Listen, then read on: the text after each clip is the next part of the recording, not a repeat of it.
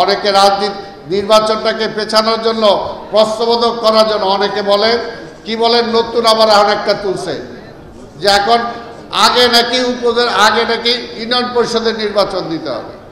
আমি তাদেরকে বলতে চাই ইউনিয়ন পরিষদ চেয়ারম্যান বানানোর জন্য কি এই শত শত মানুষ রক্ত দিছে?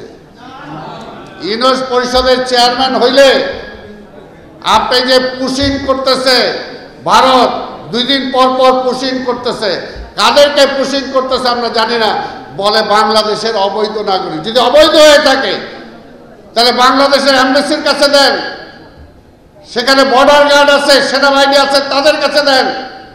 পৃথিবীর কোন দেশ আছে এইভাবে রাতের অন্ধকারে পুশিং করা হয়? সেই পুশির মধ্যে ইন্ডিয়ান সিকিউরিটি এজেন্সির লোকও পাঠাচ্ছেন কিনা আমরা বুঝবো কিভাবে? এই সরকার এখনো এই কথা বলতে পারতেছে না। আজকে ইউনিয়ন পরিষদের চেয়ারম্যান নির্বাচিত হইলে কি ওই পুশিং থামাইতে পারবে? পারবে না। আজকে আমার চট্টগ্রাম বন্দর যেটা একটা লাভজনক প্রতিষ্ঠান, সেটা বিদেশিদেরকে দিয়ে দিতে চান। কি কারণে দিয়ে দিতে চান?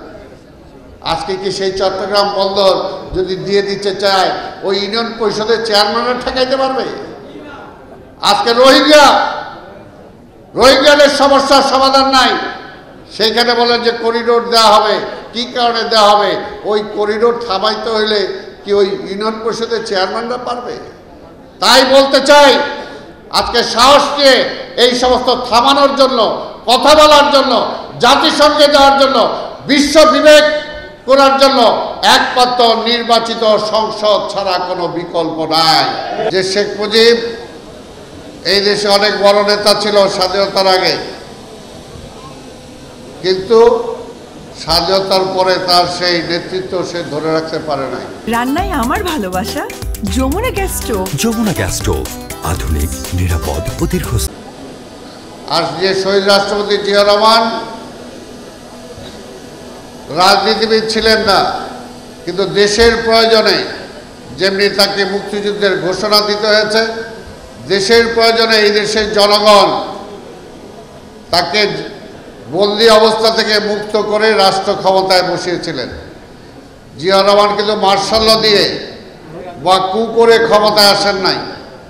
এই দেশের সিপাহী জনতা ঐক্যবদ্ধভাবে আমরা কিন্তু তাকে রাষ্ট্র ক্ষমতায় বসিয়েছিলাম।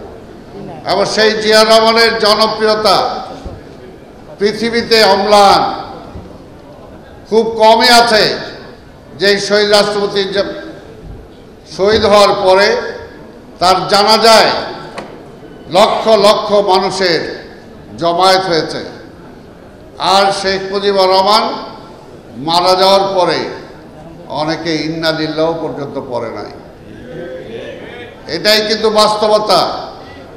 কাজেই আমরা যারা রাজনীতি করি আমাদেরকে চিন্তা করতে হবে, জনগণের প্রয়োজনে আমাকে নেতা বানায়, আমার প্রয়োজনে কিন্তু জনগণ আমাকে নেতা বানায় নাই। জনগণের প্রয়োজনে শেখ মুজিবকে নেতা বানিয়েছিলেন, কিন্তু তিনি ব্যর্থ হয়েছেন জনগণের স্বার্থ রক্ষা করতে, দেশের স্বার্থ রক্ষা করতে। আর শহীদ রাষ্ট্রপতি জিয়া রহমানকে জনগণ টেনে এনে রাজনীতির আসনে বসিয়েছিলেন, সিংহাসনে বসিয়েছিলেন, এবং বসানোর পরে তিনি জনগণের সেই দায়িত্ব পালন করতে পেরেছিলেন বলেই তাকে মেরে ফেলার পরও এখন পর্যন্ত বাংলাদেশের মাপকাঠিতে যদি ব্যারোমিটারে আমরা হিসাব করি, যদি কাউন্ট করি, বাংলাদেশের সবচেয়ে জনপ্রিয় নেতাকে বা ব্যক্তিকে এখন আসে, সেটা হলো শহীদ রাষ্ট্রপতি জিয়া রহমান।